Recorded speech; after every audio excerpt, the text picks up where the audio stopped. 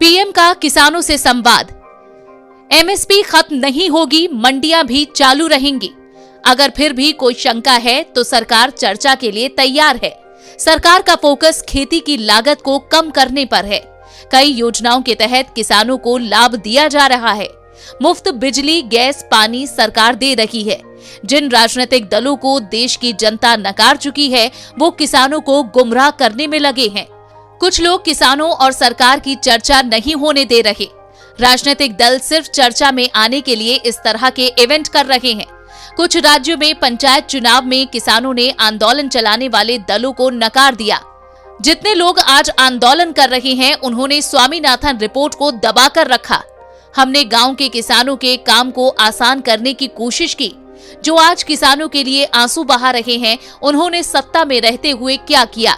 आंदोलन की शुरुआत में मांग थी कि एमएसपी की गारंटी होनी चाहिए। अब ये आंदोलन भटक गया है। ये लोग कुछ लोगों के पोस्टर लगाकर उनकी रिहाई की मांग कर रहे हैं। अब कह रहे हैं टोल को खाली कर दो। अब किसान आंदोलन के नाम पर कई मुद्दों को उठाया जा रहा है।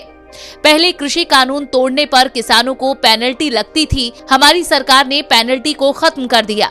अब खरीदार को किसानों की रसीद भी देनी होगी और 3 दिन के भीतर फसल का पैसा भी देना होगा।